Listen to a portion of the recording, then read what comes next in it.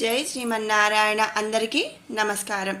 ఈరోజు మన వీడియోలో విష్ణు సహస్రనామంలోని 73వ శ్లోకంలో ఉన్న నామాల యొక్క పూర్తి వివరణ తెలుసుకుందాం.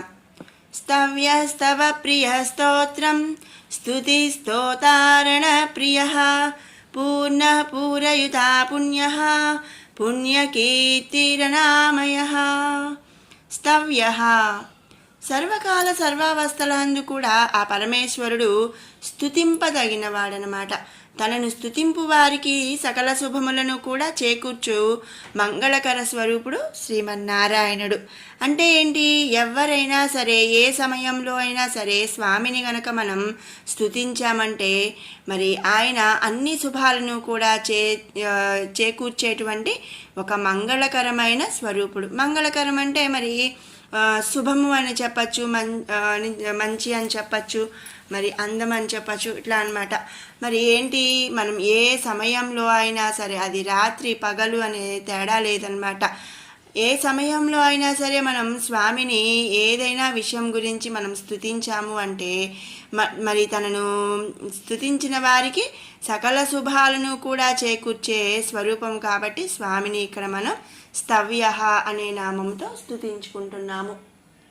తర్వాత నామం స్తవప్రియ. ఆత్మశుద్ధి చేత తనను ఎరిగి సేవించు వారి పట్ల, వారి ఆరాధన పట్ల ఆ పరమేశ్వరుడు అమితమైన ఇష్టమును కలిగి ఉంటాడంట. కష్టకాలమునందు ఆ విద్యతో కూడి ఉండి మరి తనని ఆశ్రయించు వారికి సకల కష్టముల నుండి కూడా విముక్తుల్ని చేస్తాడు. అందుచేత అతడు స్తోత్రప్రియుడు అని చెప్పబడుతున్నాడనమాట. స్తవ ప్రియ. స్తవ అంటే మరి స్తుతించడం అని చెప్పి మనం అనుకున్నాము. ప్రియ మరి ఇష్టమైనవన్నమాట. ఆత్మశుద్ధి చేత అంటే ఏదో మరి ఎవరో చెప్పారు కాబట్టి మనం ఆ స్వామిని సేవిద్దాము అనేది కాకుండా ఆత్మశుద్ధి చేత తనను తెలుసుకొని సేవించిన వారి పట్ల, వారి ఆరాధన పట్ల ఎంతో ఇష్టం కలిగి ఉంటాడంట. వాళ్లకు కష్టకాలంలో మరి తనను ఆశ్రయించిన వారికి సకల కష్టముల నుండి కూడా విముక్తి చేస్తాడు. అందుకనే స్వామిని మనం ఇక్కడ స్తవప్రియ అనే నామముతో స్తుతించుకుంటున్నాము. తర్వాత నామం స్తోత్రం. ఏ రూపమును కొలిచినా కూడా అది ఆ సర్వేశ్వరుడికే చెందుతనమాట. ఏ భావముతో ఆరాధించినా ఆ భావము ఆ పరమాత్ముడినే చేరుతుందంట. సకల జగత్తుకు మూలాధారమైన ఆ శ్రీమన్నారాయణుడే సకల రూపములనందు కూడా ఉండి భక్తుల కోర్కెలు తీర్చుచు జ్ఞాన ఐశ్వర్య గుణ సంపదలను ప్రసాదిస్తూ భక్తుల యొక్క స్తోత్రములను పొందుచున్నాడు. మరి మనం ముందు నామాల్లో కూడా చెప్పుకున్నాము, అన్ని రూపాల్లో కూడా అందరిలో కూడా అంతర్యామిగా శ్రీమన్నారాయణుడు ఉన్నాడు. ఈ సృష్టి మొత్తం మరి దేవతలు, పంచభూతాలు, అలాగే సకల జీవకోటి అందరిలో కూడా ఉన్నది శ్రీమన్నారాయణుడే. కాబట్టి ఏ రూపంలో అంటే మనం కొంతమంది అమ్మవారిని పూజించవచ్చు, కొంతమంది రాముణ్ణి, కొంతమంది శివుణ్ణి, కొంతమంది ఆంజనేయ స్వామిని, ఇలా ఏ రూపంలో మనం స్వామిని మరి స్తోత్రం చెప్పినా, స్తుతించిన, అలాగే ఏ భావంతో మరి ఆరాధించినా సరే అన్నీ కూడా స్వామికే చేరతాయన్నమాట. మరి భక్తుల కోరికలు కూడా స్వామి తీరుస్తూ జ్ఞాన ఐశ్వర్య గుణ సంపదలను ప్రసాదిస్తూ భక్తుల యొక్క స్తోత్రములను పొందుచున్నాడు. కాబట్టి స్వామిని మనం ఇక్కడ స్తోత్రం అనే నామముతో స్తుతించుకుంటున్నాము. తర్వాత నామం స్తుతి. సమస్త జగత్తు చేత స్తుతింపబడుతున్నవాడు అని అర్థం అన్నమాట. లోకరక్షకుడు, సకల శుభప్రదాయనుడు, ఆశ్రిత రక్షకుడు, లోకకంఠ సంహారకుడు, భక్తవసుడు. అంటే ఏంటి? మరి లోకరక్షకుడు, లోకాలని మరి రక్షించేవాడు, అలాగే సకల శుభప్రదాయుడు, అన్ని శుభాలను కూడా మరి ప్రసాదించేవాడు శ్రీమన్నారాయణుడు. ఆశ్రిత రక్షకుడు, తనను ఆశ్రయించిన వారిని రక్షించేవాడు. లోకకంటక సంహారకుడు అంటే మరి అంటే మనం చూస్తే దశావతారాల్లో కూడా స్వామి లోకాన్ని హింసించే వాళ్ళని మరి రాక్షసులను సంహరించాడనమాట. భక్తవసుడు, భక్తులకు వశమైనటువంటి వాడు శ్రీమన్నారాయణుడు. తన కళ్యాణ గుణముల చేత బ్రహ్మాది దేవతల మొదలగు వారి చేత స్తోత్రములను పొంది ఉన్నాడనమాట. అందుకనే స్వామిని మనం ఇక్కడ స్తుతి అనే నామముతో స్తుతించుకుంటున్నాము. తర్వాత నామం స్తోత. పరమాత్ముడు తనను స్తోత్రించే భక్తులకు వారి వారి కోర్కెలు తీర్చుట చేత స్తోత్రిస్తూ ఉంటాడు. జీవాత్మ పరమాత్మ స్వరూపము కావటం చేత ఆ పరమాత్ముడు తనని స్తోత్రించే వారిని స్తోత్రిస్తున్నాడనమాట. అంటే మనలోనే జీవాత్మే పరమాత్మ అని చెప్పాం కాబట్టి మనమే మరి అంటే స్తోత్రిస్తున్నాము కాబట్టి ఇక్కడ మరి స్వామిని స్తోత్ర అనే నామముతో స్తుతించుకుంటున్నాము. తర్వాత నామం రణప్రియ. రణప్రియ తన భక్తులను సాధు సజ్జనులను పీడించు వారిని సంహరించుటకు అలాగే లోక కళ్యాణం ధర్మ సంస్థాపనార్థం చేయు యుద్ధములందు ఎంతో ఇష్టము కలిగి ఉంటాడంట శ్రీమన్నారాయణుడు. అందుకనే స్వామిని మనం ఇక్కడ రణప్రియ అనే నామంతో స్తుతించుకుంటున్నాము. రణము అంటే యుద్ధము, ప్రియ అంటే ఇష్టము. మరి సాధు సజ్జనులను పీడించే వారిని సంహరించడం ఎంతో ఇష్టమంట. అలాగే ధర్మ సంస్థాపనార్థం చేసే యుద్ధాలు, మరి రాక్షసులను ఎవరిని సంహరించినా మనం రావణాసుని కానీ హిరణ్యాక్షుడు హిరణ్యకశిపుడు మరి ఇట్లా ఎవరిని సంహరించినా కూడా మరి వాళ్ళందరూ ఆయనకేమైనా శత్రువులా అండి? కాదు. వాళ్ళందరూ ఏం చేశారు? లోకాన్ని హింసించారు, మరి సాధు సజ్జనులను పీడించారు. అలాగే ఈ సకల జీవిని కూడా మరి ఏదో ఒక విధంగా వాళ్ళు హింసిస్తూ ఉన్నారు. కాబట్టి వారితో యుద్ధాలను చేసి మరి స్వామి వాళ్ళను సంహరించాడనమాట.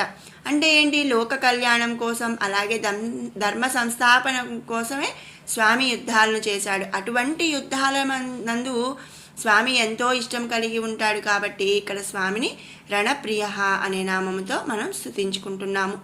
తర్వాత నామం పూర్ణ. పూర్ణ అంటే ఏంటి? ఫుల్ఫిల్ అనమాట. పూర్ణ అంటే ఫుల్ అన్నమాట.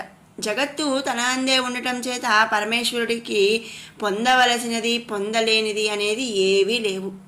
మరి అన్ని రకాలు ఆయనలోనే ఉన్నాయి. ఇంకా మరి బయట ఇంకేమీ లేనప్పుడు తను పొందవలసినది పొందలేనిది ఏమీ లేదు కదండి. కనుక అతడు ఫుల్ఫిల్ అయి ఉన్నాడు, అంటే పరిపూర్ణమైనాడనమాట.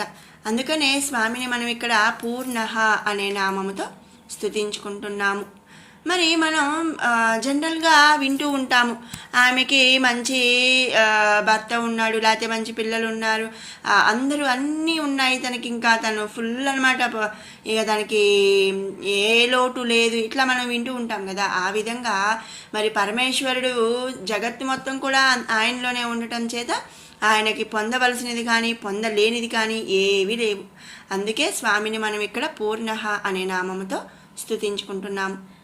తర్వాత నామం పూరయుత. పూర్ణుడైన పరమాత్ముడు తనను ఆశ్రయించిన వారి కోరికలను తీర్చి వారి చేత కోరికలను జయింపచేసి వారిని కోరికల అందు ఆసక్తిని నశింపచేస్తాడనమాట.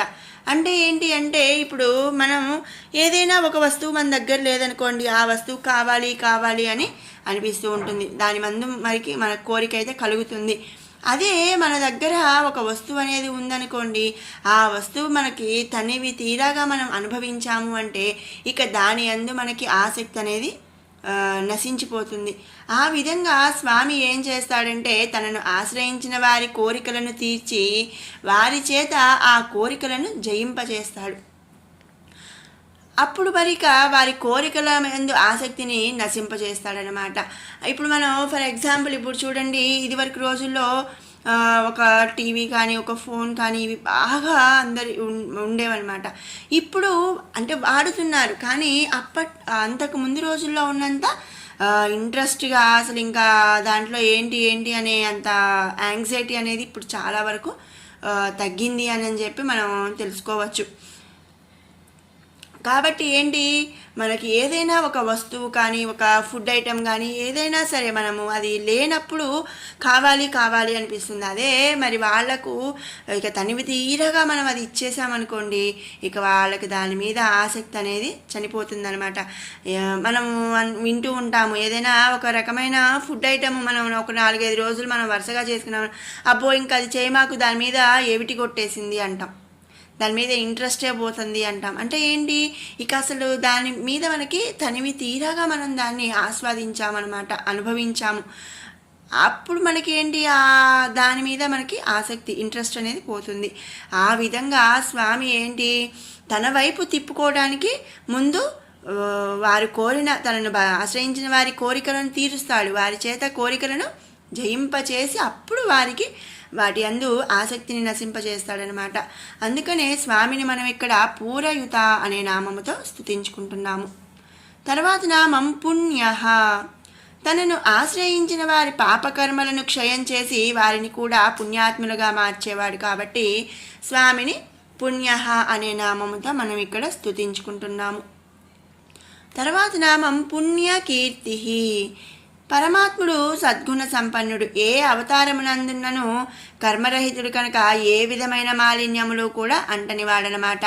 అతడు ఏ విధమైన మచ్చలేనివాడు కనుకనే పుణ్యకీర్తి అని చెప్పి ఇక్కడ మనం చెప్పుకుంటున్నాము. తర్వాత నామం అనామయ. అనామయ సకల నిర్గుణ సంపన్నుడు శ్రీమన్నారాయణుడు, మాయకు అతీతుడు. మాయ ఆత్మ పరమాత్మనకు మధ్య ఉన్న తెర అన్నమాట. ఈ తెర, దాని ద్వారానే మరి ఆత్మకు పరమాత్మకు భేదము ఉన్నట్లు మనకు కనిపిస్తుంది. ఎప్పుడైతే ఆ పలుచటి మాయ అనే తెర పోతుందో ఆత్మే పరమాత్మ అని మనం తెలుసుకోగలుగుతాము. ఈ మాయ వలనే మానవుడు సంసార భవసాగరమునందు మరి బంధాలు, రోగాలు, కష్టాలు, దుఃఖాలు, సుఖాలు, మరి జనన మరణములు వంటి వాటి చేత బంధింపబడుతున్నాడు. ఇవన్నీ కూడా ఈ మాయతో మరి నిండి ఉన్నాయి. ఈ మాయ వలనే మనకు కలుగుతున్నాయి అన్నమాట. ఎప్పుడైతే మనం ఆ మాయా పొరను మనం తొలగించుకోగలుగుతామో అప్పుడు ఆత్మే పరమాత్మ అని చెప్పి వాటి రెండిటికీ కూడా ఎలాంటి భేదము లేదు అని మనం తెలుసుకోగలుగుతాం. ఇక అప్పుడు ఆ మాయ అనేదే మనకి తొలగిపోతే ఈ బంధాలు, రోగాలు, కష్టాలు, సుఖాలు, దుఃఖాలు, నాది నీది అనేవి ఏవి కూడా ఉండవన్నమాట. ఇక ఉత్తర జన్మలు అనేవి ఏమీ లేకుండా మనకు స్వామి మోక్షాన్ని ప్రసాదిస్తాడు. వీర పరాక్రమశాలి అయిన పరమాత్ముడిని సేవించుట చేత సకల దుఃఖములను కూడా హరించి ఈ సంసార బంధములను మరి తొలగిస్తాడనమాట. అలా మరి సంసార బంధములను తొలగించి శాశ్వతమైనటువంటి పరమపదము ప్రసాదిస్తాడు. పరమపదము ప్రసాదించడం అంటే ఏంటండి, మోక్షాన్ని ప్రసాదిస్తాడనమాట. అలా ఎప్పుడైతే మనకు మోక్షం కలుగుతుందో మరి ఇంకా మనకి ఇక ఉత్తర జన్మలు అనేవి ఏవి ఉండవు. అందుకనే మరి అలాంటి మరి పరమపదమును ప్రసాదిస్తాడు కాబట్టి స్వామిని అనామయ అనే నామముతో మనం ఇక్కడ స్తుతించుకుంటున్నాము. ఇది 73వ శ్లోకంలోని నామాల యొక్క పూర్తి వివరణ. ఇప్పుడు 71 నుంచి 80వ శ్లోకం వరకు కూడా ఒకసారి పారాయణ చేసుకుందాం.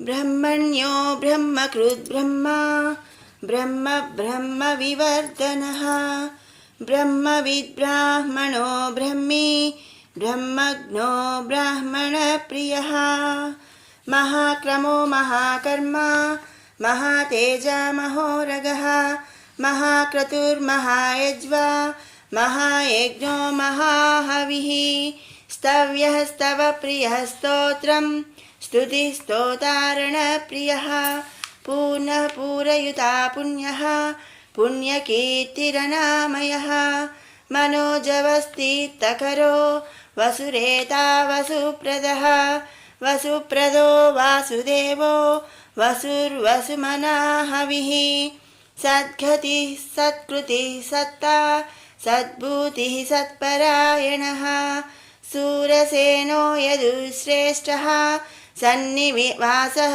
సుయామునః భూతవాసో వాసుదేవః సర్వాసు నిలయో నలః దర్పః దర్పదో దృష్టో दुर्धरोऽथापराजितः विश्वमूर्तिर्महामूर्ति दीप्तमूर्तिरमूर्तिमान् अनेकमूर्तिरव्यक्तः शतमूर्तिः शताननः एको नैकः कः सवः किं या तत्पदमनुत्तमं लोकबन्धुर्लोकनाथो माधवो भक्तवत्सलः सुवर्णवर्णो हेमाङ्गो वराङ्गश्चन्दनाङ्गदी वीरः विषमः शून्यो घृतासीरचलश्चलः अमानीमानदो मान्यो लोकस्वामी त्रिलोकधृत् सुमेधा मेधजो धन्यः सत्यमेधाधराधरः।